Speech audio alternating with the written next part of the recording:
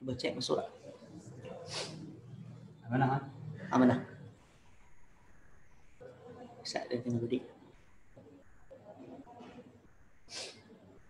Okey, cek masuk tak? Dah no.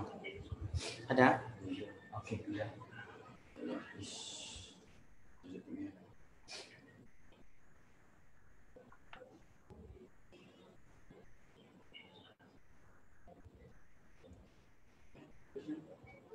Okey, tahu tak?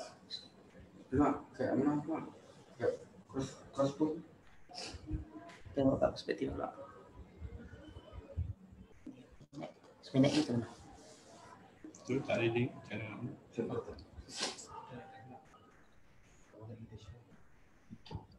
Okey, kat mana ada. Ada? Okey. Okey, nak buat untuk viral WhatsApp ni.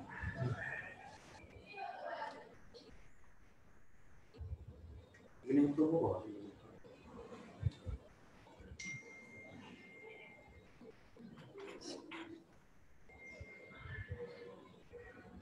Itu kau FB dia tu tak? Notification dia minta approve.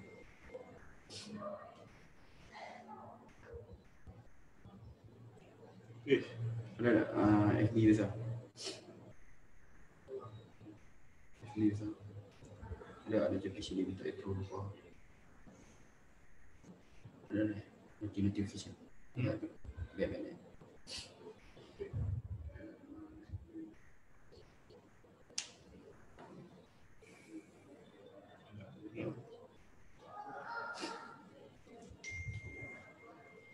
share je.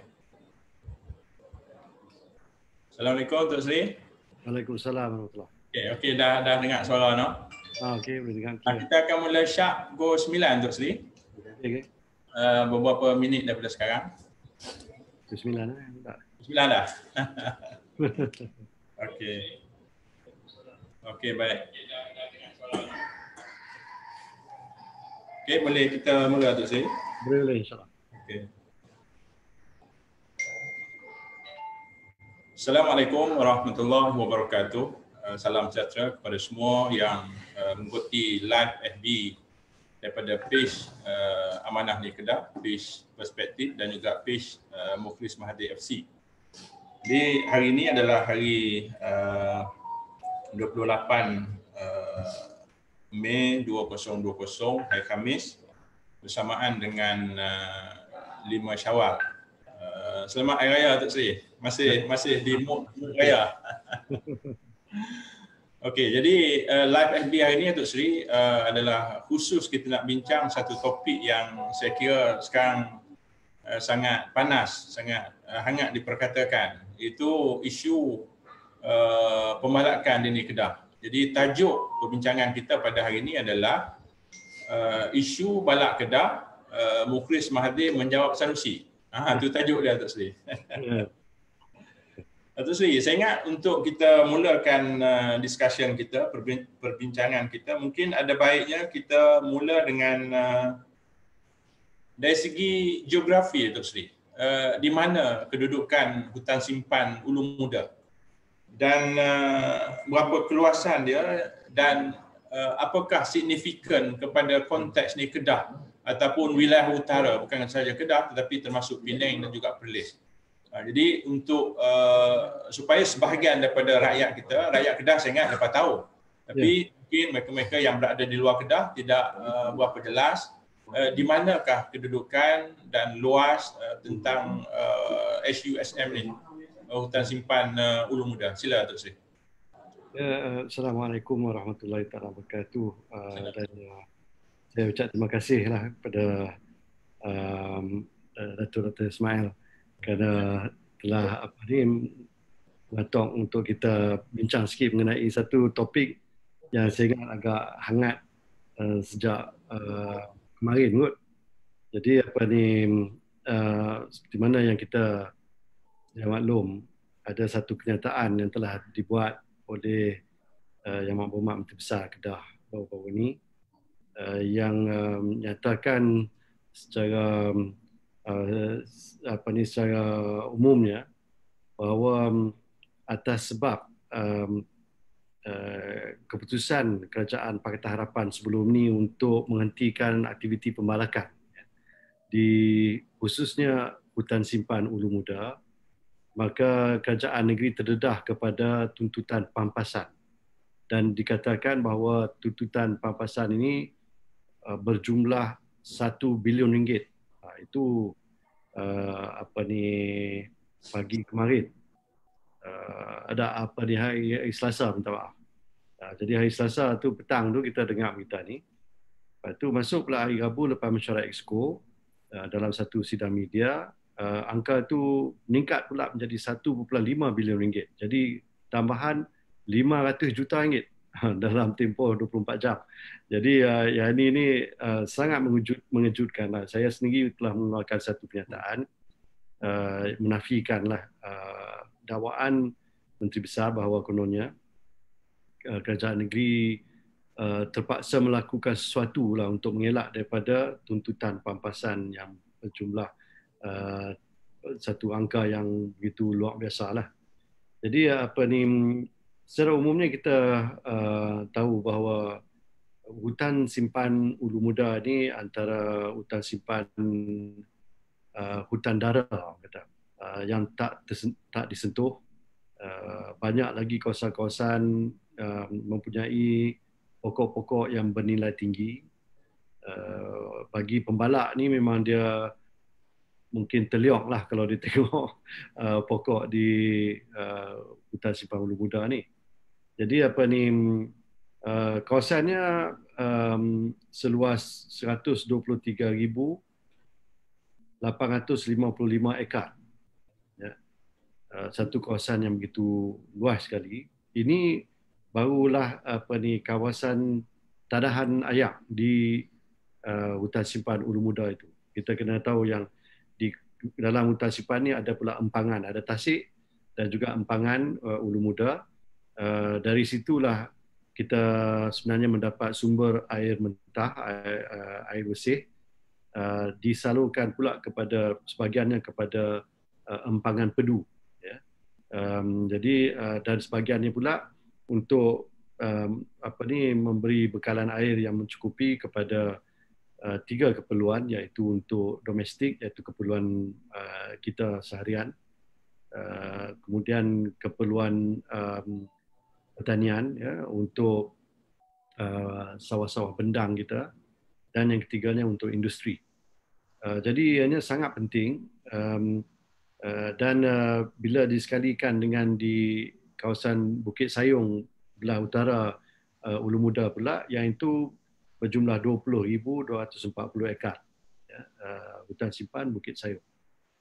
Jadi ianya satu kawasan yang sangat bernilai, ya, bukan hanya dari segi nilai mata wang, nilai wang, duit ringgitnya, tetapi nilai dari segi flora dan fauna, dari segi keindahan alam sekitar, ya, dari segi biodiversity. Ini sangat penting.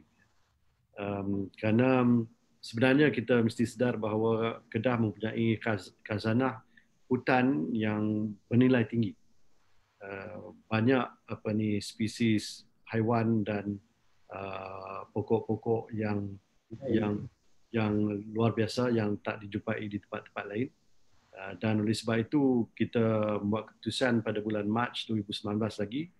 Saya mencadangkan dan Exco telah bersetuju untuk kita hentikan ketika itu semua aktiviti pembalakan di hutan simpan Ulu Muda. Jadi itulah latar belakangnya, akibat daripada kenyataan yang telah dibuat oleh Menteri Besar 2 hari yang lepas.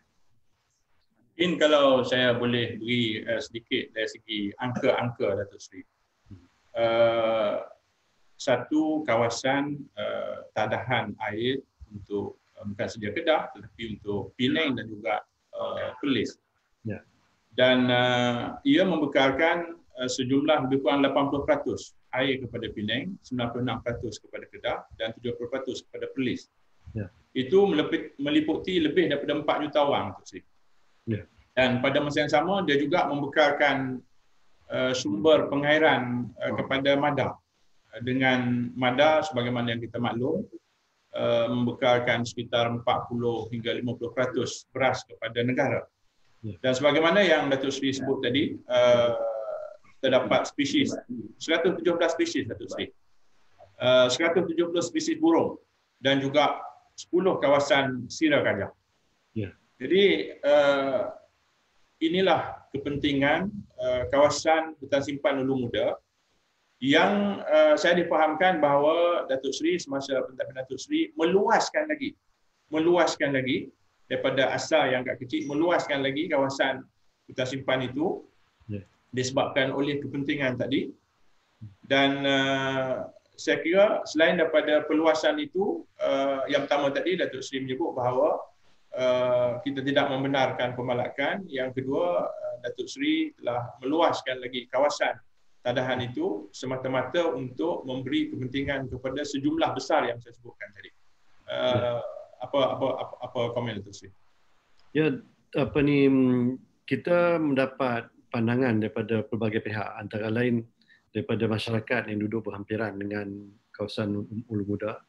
Kemudian juga pandangan pakar daripada NGO yang mengetahui secara mendalam sebenarnya apa khazanah yang kita ada di Ulu Muda itu. Jadi atas nasihat mereka lah kita membuat keputusan kawasan tadahan ayak ni perlu diperbesarkan lagi. Jadi bila dia luas, jadi kawasan ini memang tak boleh ada pembalakan lah. Tak boleh ada kuari pasir, tak boleh buat kuari batu dan sebagainya lah.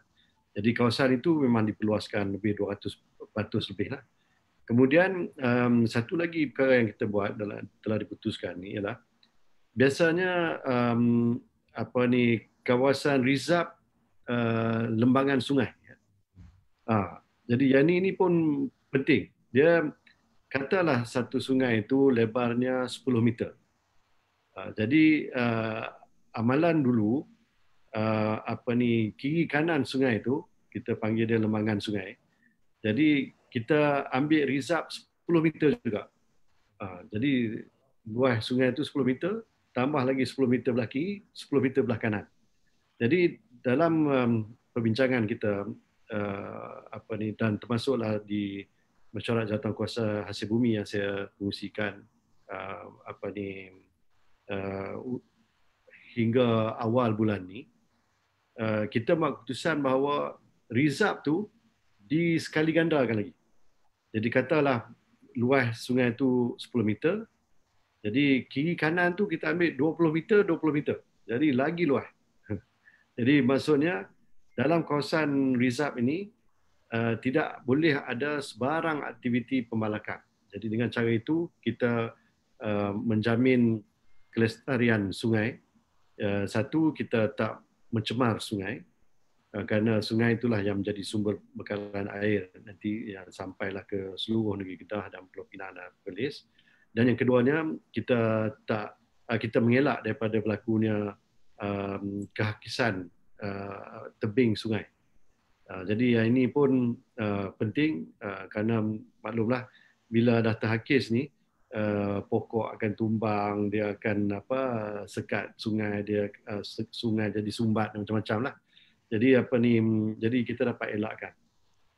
Satu lagi perkara yang kita putuskan ialah di kawasan-kawasan yang dibenarkan pembalakan, iaitu kawasan hutan pengeluaran kita panggil, termasuklah di kawasan Ulu Muda itu, kita tukar kaedah pembalakan. Dulu ni kaedahnya ialah untuk masuk ni yang awal-awal sekali dicam, dia guna istilah mengecam, bukan mengecam yang nak maki habu tu tak, tapi nak mengecam satu kawasan tu, dia cam satu kawasan, dia kenal pastilah satu kawasan tu. Jadi kemudian dibuat apa yang dikenali sebagai tagging. Tagging ni maksudnya dia cari pokok-pokok yang dia punya lebar ataupun diameter pokok itu melepasi satu minima. Jadi pokok ini boleh ditebang untuk tujuan pembalakan. Jadi di tag ni kadang adalah dia pasang diikat satu tag kat situ kalau cara dulu ni dia pangkah je lah, dia letak cat warna merah macam kat Alibaba tu kan. Jadi jadi pokok ni saja yang boleh dibalak. Kemudian sampai ke pokok tu, dia guna traktor. Jadi traktor ni pula dia jentolak ni, dia tolak habis tanah tu, nak buka kawasan supaya sampai ke pokok yang nak dibalak, nak ditebang. Bila dah dibalak, dia heret pokok tu keluar guna jentolak ni. Jadi boleh bayangkanlah aktiviti ni merosakkan hutan. Jadi kiri kanan di tengah-tengah jalan tu nak sampai ke pokok tu, kalau lagi jauh lah pokok tu daripada jalan yang daripada sediakan tu, lagi banyaklah pokok-pokok lain akan rosak. Jadi ini satu aktiviti yang sangat-sangat merosakkan dan mencemar hutan. Jadi kita telah memutuskan bahawa selepas ini hanya satu cara, satu kaedah saja yang kita galakkan, yang kita benarkan, iaitu apa yang kita kenali sebagai log fisher. Log fisher ni pula satu jentera berat. Dia tak payah pergi dekat sangat dengan pokok yang nak dibalak. Dia macam dia pancing. Dia ada macam crane tinggi tu. Lepas tu ada tali. Tali inilah yang ditarik. Tarik ni tarik biasalah. Dia tak perlulah pakai jentolak nak sampai ke pokok besar tu. Kemudian diikat kat pokok tu. Dipotong dahan-dahannya supaya dia lah luguih. Kemudian ditebang. Kemudian dia heret pakai tali. Bila heret pakai tali ini meminimalkan kerosakan yang berlaku kepada pokok-pokok yang lain. Jadi ini cara yang lebih lestari lah. Orang kata banyak negeri dah mula menggunakan kaedah ini. Ianya diiktiraf sebagai satu kaedah yang lebih berkesan dalam soal nak menjaga, nak memelihara hutan. Dan inilah caranya kita dapat memastikan bahawa hutan kita tidak terlalu terkesan akibat daripada aktiviti pembalakan di kawasan-kawasan yang dibenarkan.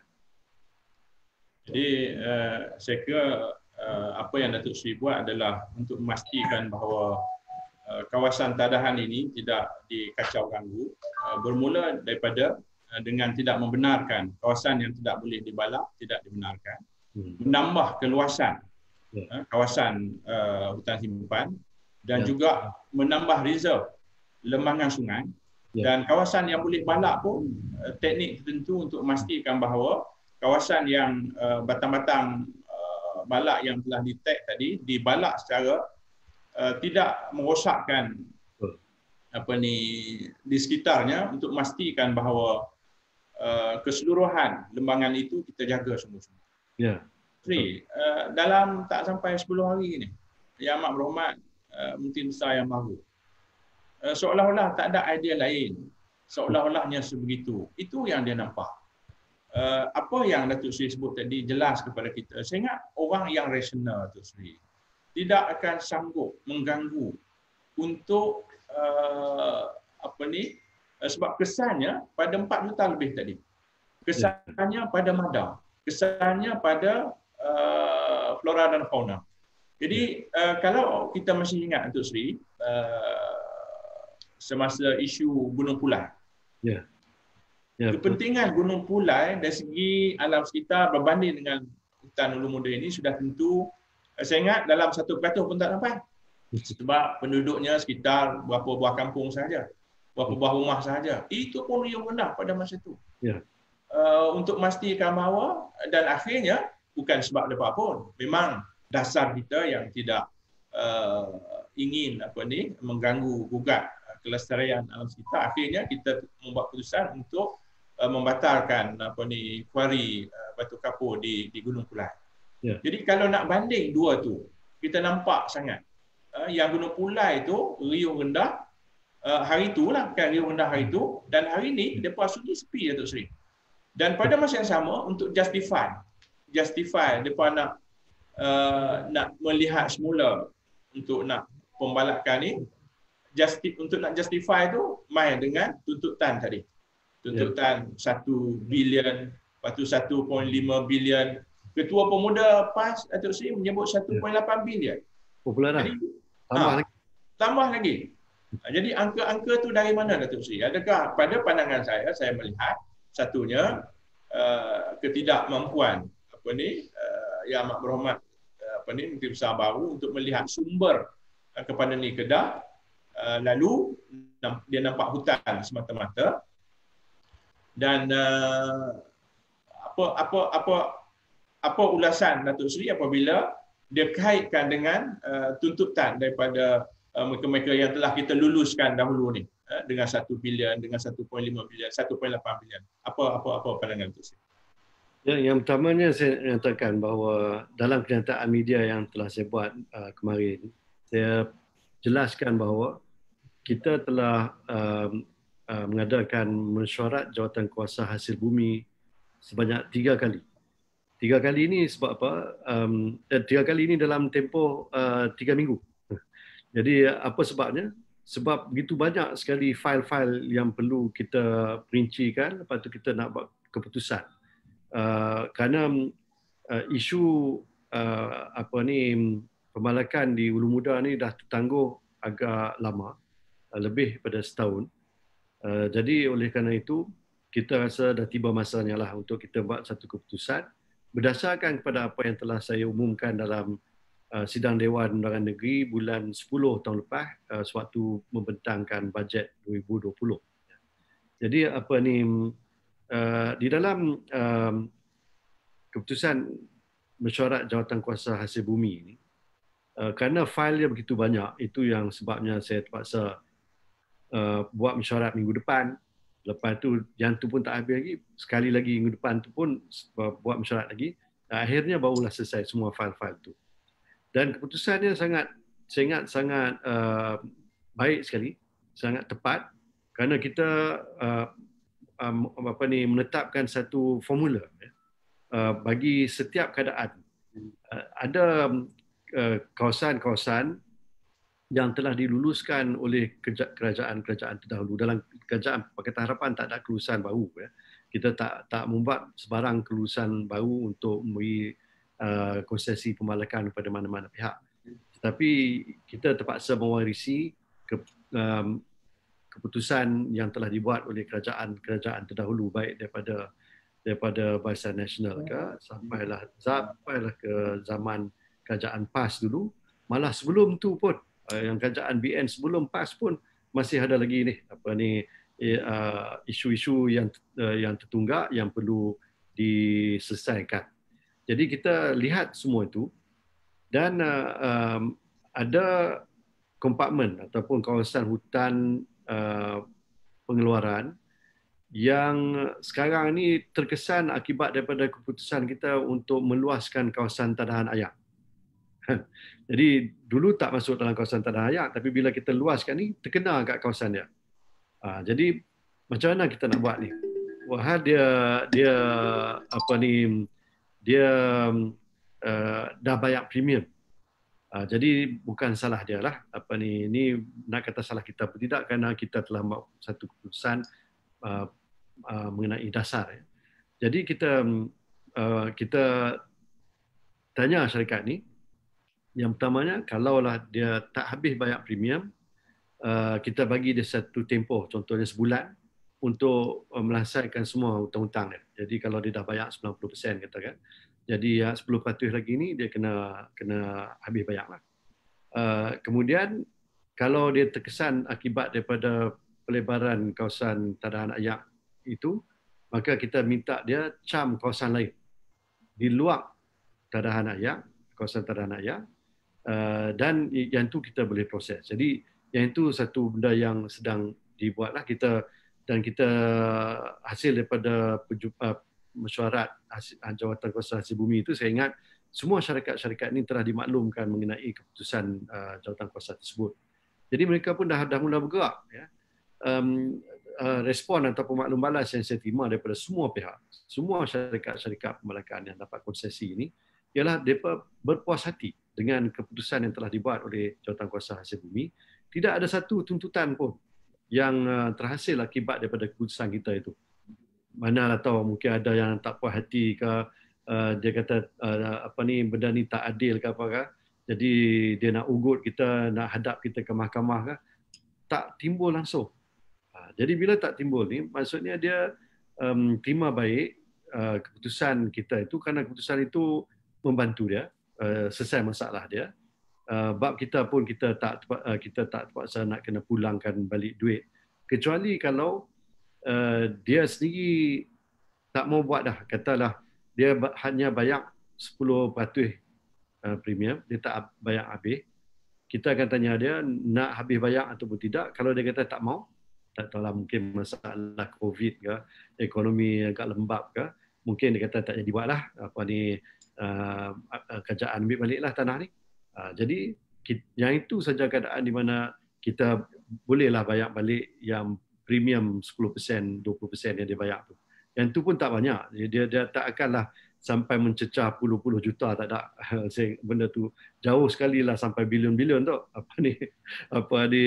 Yang tu tak timbul langsung. Itu sebab saya rasa terkejut sangatlah bila angka 1 bilion disebut, 1.5, lepas tu sekarang ni saya dengar 1.8 bilion.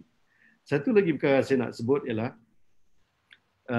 berkait dengan kes di Gunung Pulai. Masa tu ada tentangan agak hebat lah daripada pihak yang sama juga sebenarnya yang sekarang dah jadi kerajaan. Kerana di Gunung Pulai itu katanya ada, kalau tak silap, 7 ke 8 gua ya, yang cantik, yang memang boleh menjadi tarikan pelancongan. Jadi atas alasan itu didesak kerajaan, masa itu Kerajaan Negeri Pakatan Harapan, untuk membatalkan kuari batu kapur bersebelahan dengan Gunung Pulai itu. Jadi saya sendiri pergi tengok dan saya nampak memang betul. Saya masuk dalam gua-gua ni dan saya dapati gua ni sangat menarik, memang cantik, ada potensi untuk dibangunkan sebagai destinasi pelancongan. Dan saya minta supaya kalau boleh NGO yang duk protes ni bersama dengan masyarakat kampung di situ, kalau boleh sediakanlah satu kertas kerja macam mana kita nak membangunkan kawasan itu untuk tujuan pelancongan, siapa yang boleh buat, macam mana kita nak promosi dan sebagainya. Saya nampak itu sebagai satu sumber pendapatan bagi negeri dan bagi rakyat. Tapi kalau kita tengok Ulu Muda, hutan simpan Ulu Muda ni memang dia terkenal seantero dunia sebenarnya tu. Bukan kita saja, bukan orang Kedah saja, tapi satu dunia kenal. Bila sebut Ulu Muda ni orang tahu. Dan dia punya daya tarikan sebagai destinasi pelancongan ni sangat-sangat besar potensinya. Setakat ini yang ada hanyalah satu macam rumah rehat lebih kurang di tengah-tengah hutan tu, yang diberi nama Earth Lodge. Ya. Saya ingat tak lebih 20 biji bilik saja. Dapat ni rumah chalet kecil-kecil saja. Dia punya infrastrukturnya sangat basic, ya, tak ada lah yang mewah-mewah ke apa-apa. Tapi sangat menarik, dan saya ingat orang yang minat masuk hutan ni dia akan minat juga duduk di situ, kerana di situ kalau kita bernasib baik kita akan dapat lihat secara dekat gajah-gajah kita yang yang melawat ataupun mengunjungi ataupun pergi nak dapatkan sumber garam daripada sira-sira ni, air panas ni, air hangat ni. Dan selain daripada itu, seperti mana Dr. Mae sebut tadi mengenai burung, ya. Jadi kita ada burung enggang, spesies yang lebih banyak daripada yang ada di Sarawak. Kalau burung enggang ni sinonim dengan Sarawak, tapi sebenarnya jenis spesies berlainan ni lebih banyak wujud di Ulu Muda berbanding dengan Sarawak. Dan ini telah diperakui oleh WWF dan beberapa lagi NGO tempatan yang pakar dalam bidang ini. Jadi saya ingat Ulu Muda sebagai satu destinasi pelancongan mempunyai potensi yang sangat besar. Malah kerajaan telah pun mula berbincang, ya, dengan WWF, dengan beberapa pihak yang lain untuk melihat bagaimana kita nak mengeksploitasi hutan simpan Ulu Muda untuk tujuan tersebut sebagai menjana pendapatan bagi negeri dan bagi rakyat yang terlibat dalam aktiviti tersebut. Saya melihat beberapa posting Datuk Seri semasa Datuk Seri pergi sendiri dan bermalam di hutan simpan Ulu Muda. Ya. Datuk Seri duduk tu, pokok akak dia tu, banin dia tu terlalu besar. Ya. Jadi gambar tu Datuk Seri kepada pembalak Datuk Seri tak boleh tengok. Lagi sekali Datuk Seri, saya masih tak faham depa ambil angka tu. Adakah depa dengan angka tuntutan tu dia nak justify untuk dia nak start semula pembalakan ataupun macam mana pandangan Datuk Seri? Ya, saya lihat mungkin itulah dia saya keluarkan kenyataan hari itu. Saya kata tak payah bimbang, tak payah nak fikir lebih-lebih sangat pasal Jawatankuasa Hasil Bumi dah menyelesaikan masalah tu. Laksanakan saja apa yang telah diputuskan oleh kerajaan terdahulu, Kerajaan Pakatan Harapan, dan benda tu dengan sendirinya terselesai. Tak ada mana-mana pihak nak buat tuntutan. Aktiviti pembalakan di kawasan-kawasan yang dibenarkan boleh berjalan. Kita tetap akan mempertahankan kawasan-kawasan tatahan ayak. Jadi itu yang saya sebut sampai menang, 3 kali menang. Pasal 3 pihak yang terlibat tu, satu pihak kerajaan yang mewakili rakyat, satu lagi pihak ialah pihak swasta yang mendapat konsesi pembalakan, dan yang ketiganya pihak NGO, badan-badan bukan kerajaan yang sentiasa menyuarakan rasa prihatin mereka terhadap kelestarian hutan di Ulu Muda. Jadi saya tak nampak macam mana boleh ada angka, apa-apa angka pun lah sebenarnya, bukan sampai 1 bilion ni pun kan, yang boleh dianggap sebagai risiko kepada kerajaan negeri kerana terpaksa membayar tuntutan pampasan. Saya lihat juga ada kenyataan disunting satu kenyataan dalam Hansard sidang Dewan, saya ingat yang tahun lepas ujung tahun lepas masa bajet itu, di mana saya menyatakan bahawa ada tuntutan ketika itu sampai RM40,000 1 hektar. Jadi kalau boleh bayangkanlah, kalau ada 10,000 hektar kali RM40,000, mungkinlah boleh sampai ratus-ratus juta. Tapi itu pun, maksud saya ketika itu ialah mana-mana syarikat yang buat tuntutan. Setakat itu adalah satu syarikat tu yang minta supaya kerajaan negeri buat keputusan nak batalkan sepenuhnya kah, ataupun nak suruh mereka pindah tempat lain kah, nak ganti ke tempat lain kah, ataupun macam mana, apa syarat-syarat yang baru mungkin kerajaan negeri pertimbangkan. Jadi kalau benda ni tak dibuat, maka dia menyatakan bahawa dia berisiko terdedah kepada kemungkinan kerugian RM40,000 bagi setiap hektar itu. Jadi itulah yang saya sebut tu. Jadi tak tahulah macam mana mereka kira tu kali berapa sampai boleh jadi 800 juta, lepas tu naik sampai 1 bilion tu. Tapi benda tu tak timbul pun. Yang saya sebutkan hari itu adalah 1-2 syarikat. Tapi setakat ini dengan keputusan yang telah kita buat 2-3 minggu yang lepas, benda tu dah tak berbangkit. Syarikat yang dulu buat tuntutan pun dah tarik balik. Dia kata tak apalah, kalau macam itu kami setuju, kami sangat senang hati dengan keputusan kerajaan negeri Pakatan Harapan ketika itu. Jadi tak timbullah soal tuntutan tu.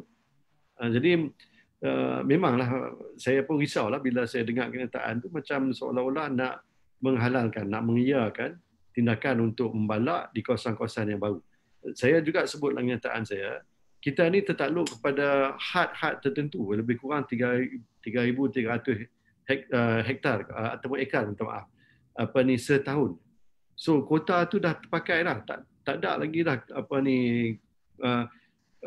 amalan terdahulu daripada kerajaan dulu lagi lah, sebelum PH lagi, ialah dia mengeluarkan kuota ni bukan untuk tahun tu saja, tapi tahun depan, 2 tahun selepas ni, 3 tahun selepas ni. Saya ingat 8 hingga 10 tahun ke depan pun kita dah habis kuota.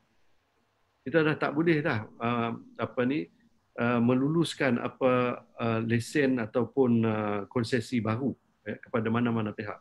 Yang kita dah buat sekarang ni ialah nak perhabis apa yang dah kita keluarkan sebelum ni. Sampai tu yang Menteri Besar mengata ada hak 5 tahun, ada hak 8 tahun, 10 tahun dulu punya pun tak buat lagi, yang tu yang kita nak berhabis. Jadi tak bolehlah timbul keadaan di mana nak bagi konsesi baru. Yang itu kalau berlaku, ini terang-terang melanggar peraturan yang telah ditetapkan oleh Kerajaan Pusat, dan Kerajaan Negeri memang akur kepada keputusan itu. Sri, saya ada terbaca dalam paper dalam negeri lah, menulis bahawa pressure ataupun tekanan daripada pembalap-pembalap untuk membenarkan mereka membalap semula di kawasan-kawasan yang kita maksudkan tadi. Jadi pressure inilah yang akhirnya mempengaruhi, dalam paper tu tulislah, saya pun tak tahu, dengan bahasa kautim. Dia kata Tauqir ni dah kautim dengan Yang Berhormat Menteri Besar sekarang ni untuk memastikan bahawa pembalap akan dibenarkan semula. Jadi adakah dengan kautim ini mengeluarkan angka-angka tuntutan tadi untuk lagi sekali justify membenarkan pembalakan tadi? Pandangan Datuk Seri. Ya, sebenarnya kita sentiasa berbincang dengan syarikat-syarikat konsesi balap, termasuklah dengan Persatuan Pembalap-Pembalap Kedah. Mereka ni ada daripada persatuan dia sendiri. Semua syarikat-syarikat itu sebenarnya ahli dalam persatuan tersebut. Jadi senanglah bila kita berunding dengan persatuan. Jadi dia mewakili semua pihak. Jadi adil lah itu, apa, tak ada lah yang hak ni dapat lebih, hak ni kena bayar kurang, bayar lebih, semua tu tak timbul lah. Jadi kita ada formula, semua patuh dengan formula itu, jadi senang. Jadi sekali lagi saya katakan bahawa semua pihak setuju dengan keputusan yang telah kita buat. Jadi bila dah setuju, apa ada lagi tuntutan ni? Jadi tak ada lah desakan daripada mana pihak untuk membenarkan pembalakan ke apa. Kalau dah kawasan dia, kerajaan dah bagi kelulusan. Tambah pula lagi kalau lesen telah dikeluarkan. Kalau lesen dah dikeluarkan, memang kita tak boleh halang dia. Kecuali kalau lesen tu dalam kawasan tadahan ayak baru. Yang tu saja kita kata okey, kita terpaksa pindah cari tempat lain. Keluar dia daripada kawasan tadahan ayak tu, dan itu pun mereka setuju. Ialah mungkin dia makanlah sedikit masa setahun, 2 tahun ni. Tapi yang ni biasa dalam industri pembalakan yang saya tahu lah. Katalah hari ni dapat lesen membalap, bukan bermakna dandan esok dia dah boleh pergi potong pokok. Tak boleh. Dia makan masa lagi. Dia nak kena sedia infrastruktur. Dia tambahlah kalau sebelum tu lagi nak kena cam kawasan, nak pergi tagging pokok, semua tu makan masa. Dia kadang-kadang bertahun-tahun. Jadi janganlah ada pemikiran bahawa hari ni keluar lesen, esok dah boleh tebang pokok. Itu tak wujud. Jadi jadi saya tak nampaklah apa yang dimaksudkan sebagai desakan ataupun ancaman daripada mana-mana pihak terhadap kerajaan negeri untuk memaksa kerajaan negeri mungkin nak buka lagi kawasan lain ke, ataupun nak mengeluarkan lagi konsesi. Kerana kita sebenarnya dah melebihi kuota yang telah ditetapkan. Jadi dia tak boleh buat dah. Setakat ni Datuk Seri, saya tak nampak ada kenyataan sokongan daripada mana-mana pihak pun. Even di kalangan Esko sendiri pun, kan, terutamanya Esko Alam Sekitar, Esko Pertanian, mereka senyap. Jadi setakat ni nampak seolah-olah idea ini adalah idea yang Amat Menteri Besar sekarang, kecuali ada beberapa statement daripada lagi sekali yang saya sebut tadi ni, Ketua Pemuda PAS Negeri contohnya. Dia sebut khusus dalam posting dia, Datuk Seri, dia sebut Datuk Seri Mukris Mahathir meninggalkan beban 1.5 bilion kepada kerajaan negeri pada hari ini. Jadi apabila menyebut khusus nama Datuk Seri, saya rasa lah, kalau Datuk Seri nak buat report polis, nak saman pun saya rasa boleh Datuk Seri. Jadi lagi sekali menggunakan angka-angka tadi untuk menyokong satu-satunya statement yang saya lihat menyokong kehendak Menteri Besar untuk nak membuka semula kawasan pembalakan tu. Yang lain-lain saya tidak nampak ada sokongan, sama ada dari segi Esko, dari segi orang ramai pun saya rasa setakat ni saya tidak nampak ada apa-apa sokongan. Pandangan tu Sri. Ya, bermakna Dr. Ismail sendiri pun bekas Exco zaman saya dulu. Kan kita sama-sama dalam kerajaan selama berapa 18 bulan kan lebih kurang. Ya. Exco yang ada hari ni dalam kerajaan Perikatan Nasional ni pun 3 orang pun dalam kerajaan yang sama ni. Mereka pun terlibat sama dalam keputusan telah kita buat dalam kerajaan terdahulu. Ya. Malah dalam sidang Dewan Undangan Negeri ada ialah kenyataan komen-komen yang telah dibuat oleh waktu itu Yang Berhormat daripada pembangkang, ya, yang menyatakan tak bolehkah Menteri Besar, maksud itu saya lah masa itu, Menteri Besar yang mempunyai hubungan kekeluargaan dengan Perdana Menteri, ya, mintalah sikit duit daripada Perdana Menteri itu untuk negeri Kedah, ya. Dan saya sebenarnya walaupun cara mereka bercakap tu memanglah saja nak pelekeh kita lah mungkin kan, tapi saya terima baiklah juga teguran tu. Jadi saya cubalah juga tulis surat kepada Perdana Menteri, tulis surat kepada Menteri Kewangan ketika itu yang dikatakan DAP tu. Jadi tulis surat, terangkan kedudukan negeri Kedah. Ialah kita ni pendapatan kita kurang, hasil pun terhad, ya. Lepas tu kita terbeban dengan jaminan bekalan makanan. Lepas tu kita nak kena jaga pula kawasan tanahan ayak kita untuk membekal ayak kepada 3 negeri. Semua ni bebanan. Jadi kita tulis surat. Apa yang berlaku? Datuk Dr. Mahathir pun tahu. Kerajaan pusat, Kementerian Kewangan, ya, Kementerian Kewangan di bawah DAP, membuat cadangan kepada Perdana Menteri, kenalah bagi duit sikit pada Kedah. Bagi dalam bentuk grant, one-off grant. Berapa tu? Bukan duit kecil sangat. 200 juta ringgit. Negeri Kelantan pun dapat 400 juta. Hak beli Mercedes-Benz semua itulah. Daripada duit itulah. Kedah dapat setengah daripada apa yang Kelantan dapat. 200 juta. Tapi pada juga lah 200 juta ni. Pasal kita mana biasa tengok duit macam tu masuk dalam akaun kerajaan negeri ni.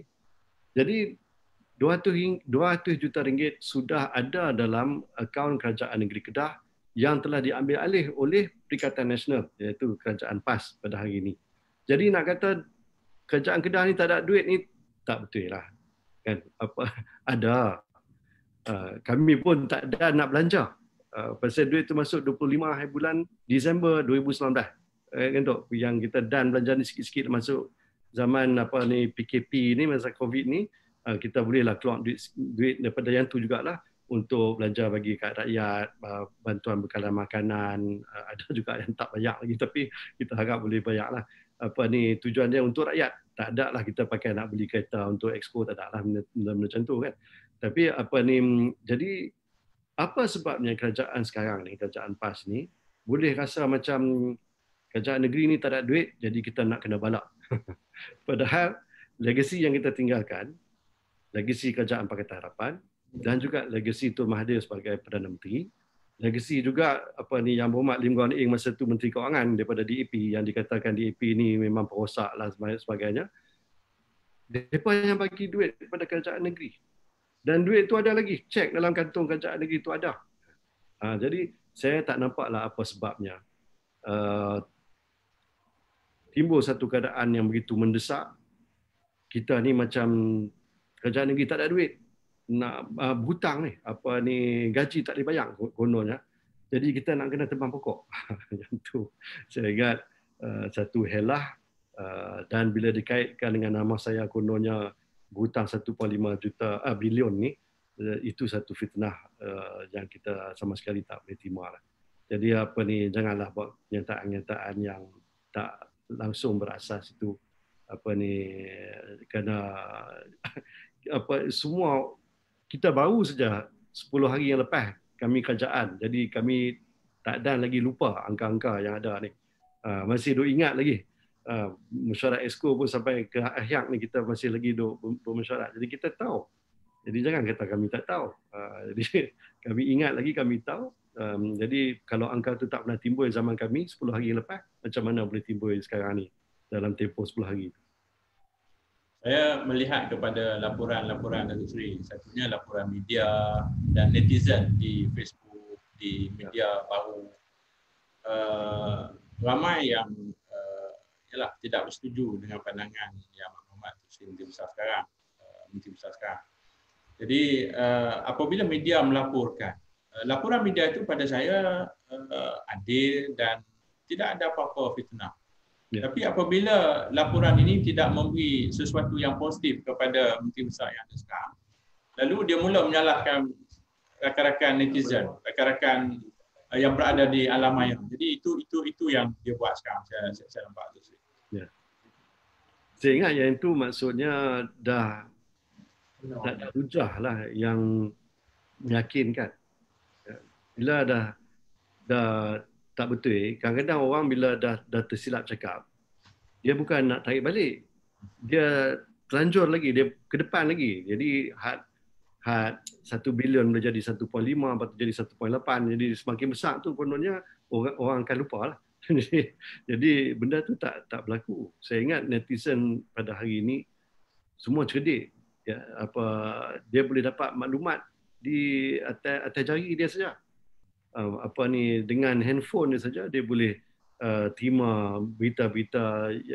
Memanglah mereka akan cek lah juga kesahihan berita-berita ini, dan tak betul lah dakwaan bahawa mereka ni hanya membaca tajuk berita dan dia tak baca isi ataupun kandungan berita tu.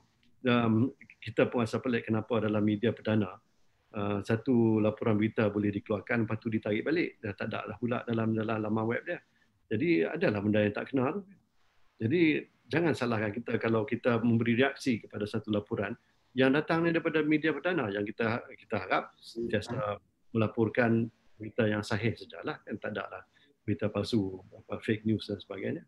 Jadi saya ingat tak betul lah kalau nak persalahkan netizen pula kerana memberi reaksi. Dan apa reaksi netizen sebenarnya? Reaksi netizen itu ialah untuk atas rasa prihatin terhadap alam sekitar negeri Kedah. Ya.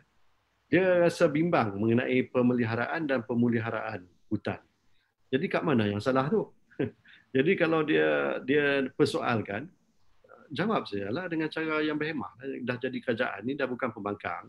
Tak bolehlah jawab secara pembangkang. Kena jawab sebagai kerajaan lah kan. Kalau setakat nak berleter, nak berceramah dalam sidang media, saya ingat itu cara pembangkang. Lah ni dah jadi kerajaan, kenalah bertanggungjawab sikit kan. Kita berada di hujung Datuk Seri. Saya kira keseluruhan discussion kita, perbincangan tadi telah memberi faham kepada mereka-mereka yang bersama live dengan kita pada hari ini bahawa 10 hari yang lepas kita adalah kerajaan. Datuk Seri adalah Datuk Seri Menteri Besar pada masa itu. Ya. Dan tiba-tiba apabila berubah kerajaan, seolah-olah satu benda baru yang tidak pernah kita lihat pada masa itu. Inilah yang berlaku. Kita pun terkejut. Angka-angka itu daripada mana? Ya. Jadi saya kira inilah bagaimana cara mereka untuk melakukan diskredit kepada kita. Ya. Untuk membawa orang ramai melihat bahawa kerajaan kita dulu meninggalkan beban sebegitu rupa, meninggalkan tekanan kepada mereka, tuntutan yang sebegitu rupa, dengan mereka lah yang akan menghadapi masalah dan seumpamanya. Jadi saya dah nampak yang pertama macam saya sebut daripada awal Datuk Seri, mereka awal lagi nampak balak dah. Mereka macam tu. Yang keduanya mereka tak ada idea baru. Tak ada idea baru bagaimana untuk mencari hasil sumber-sumber baru yang akhirnya nampak balak lah kan. Jadi saya rasa itu sahaja yang menyebabkan akhirnya mereka menggunakan tuntutan tadi untuk lagi sekali justify, mungkin mereka akan buka sungguh tu. Saya membaca pandangan sebab saya faham jugalah lepas ni. Saya rasa kalau tidak ada tentangan-tentangan yang sebegini, dia akan menyalahkan kita yang akhirnya di atas dasar tuntutan itu akhirnya dia buka sungguh-sungguh. Saya rasa itu.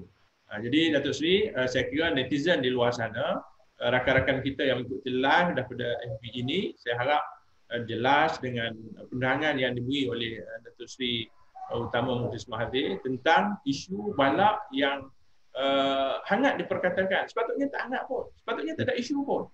Tapi dijadikan isu sebegitu rupa. Jadi saya harap selepas ini di luar sana akan faham sungguh-sungguh dengan keadaan yang sebenar yang berlaku dan insya-Allah kita rasa kita mampu untuk memberi sumbangan kepada kerajaan dengan cara-cara yang lebih baik. Jadi perkataan terakhir daripada Datuk Seri dalam live FB kita pada hari ini. Ya, saya sebenarnya masih lagi rasa bimbang macam yang Datuk Mahathir sebut tadi, macam seolah-olah ada satu niat ya di sebalik kenyataan-kenyataan ni untuk memulakan balik aktiviti pembalakan secara yang berleluasa. Satu kaedah yang saya rasa mereka akan gunakan ya, ataupun sedang memikirkan ialah untuk buat ladang hutan. Ladang hutan ni yang ni pun satu hal juga untuk pasal dia akan kena pasti satu bidang tanah yang luas berapa ratus hektar ke berapa ribu hektar ke. Lepas tu dia potong rata apa istilahnya cuci mangkuk. Jadi tak ada satu batang pokok pun akan berdiri. Semua sekali potong. Jadi kayu yang mahal pun dia ambil, kayu yang murah-murah yang kecil-kecil ni pun semua tu potong. Kononnya atas alasan nak pergi tanam balik. Nak tanam balik ni kalau pokok kayu ni ada 7 jenis pokok kayu yang dibenarkan oleh Kerajaan Persekutuan untuk ditanam, macam merbau ke pokok kempas ke, saya ingat kayu getah kelon pun boleh kan. Jadi pokok-pokok macam ni tak boleh Datuk Seri. Ya? Musangking tak boleh. Musangking tak boleh, durian tak boleh. Itu kan ada kontroversi sebelum ni kan. Jadi semua jenis pokok-pokok ni nak ditanam balik. Tapi apa yang berlaku dulu lah ialah kerja-kerja cuci mangkuk ni dibuat, tanah tu habis ditarah kata sampai rata lah, dia cerah kata. Kemudian aktiviti penanaman semula tu tak dibuat. Bila tak dibuat ni, kadang-kadang kerja-kerja teres dibuat tapi tak ditanam balik. Jadi bila hujan ni dia air melimpah ni habis, dia mencemarkan sungai, dia jadi bah di kampung-kampung yang terletak berdekatan dan macam-macam masalah macam tu lagi. Jadi saya ingat antara yang dibangkitkan oleh 1-2 orang ni mengenai kerajaan Pakatan Harapan sebelum ini pergi tanam pokok durian tu pada. Jadi saya nak terangkan, ini adalah dalam kawasan-kawasan yang awalnya dulu dikenal pasti sebagai kawasan ladang hutan. Tapi dicerahkan, tak ditanam dengan 7 spesies pokok yang sepatutnya. Jadi kerajaan kami ini, kita buat keputusan, kalau tak tanam, dia sampai bila-bila. Bila hujan saja, tanah tu terhakir, dia akan mencemar sungai, dia akan merosakkan kampung-kampung, selut masuk bendang, tanah masuk bendang dan macam-macam lagi lah. Jadi kesian dekat orang kampung. Jadi kita pergi tanam lah. Jadi isu yang timbul tu, syarikat yang telah diberi kebenaran untuk menanam, dia tak tanam antara 7 pokok, tapi dia pergi tanam pokok durian. Dan pokok durian ini tentulah ada hasil sebab ekspor durian ke China tu memang meningkat. Ini satu sumber pendapatan yang sangat besar. Tapi masalahnya ialah pokok durian itu tak diiktiraf sebagai pokok hutan. Jadi bila dah tanam, kita nak tebang balik, itu dah tak boleh. Kita kata okey, cukup setakat tu. Hanya 20% dalam kawasan tu yang dah ditanam. So berhenti. Yang selain 80% ni hanya boleh tanam pokok hutan yang daripada 7 spesies yang telah disenaraikan oleh Kerajaan Pusat. Jadi itu tindakan yang telah kami ambil untuk memulihkan tanah itu yang telah dicerahkan oleh kerajaan-kerajaan terdahulu. Jadi saya bimbang kaedah yang sama akan digunakan oleh kerajaan sekarang ini untuk membuka kawasan-kawasan yang akan disenaraikan sebagai kawasan ladang hutan. Jadi ini pun satu peluang lah. Ditebang habis semua, cerah, lepas itu buat teres, kononnya nak pergi tanam balik lah. Tapi yang itu akan timbul lagi banyak masalah lah kepada masyarakat kita, pencemaran sungai dan sebagainya akan berlaku. Okay, terima kasih. Datuk Seri akan live FB lagi malam besok.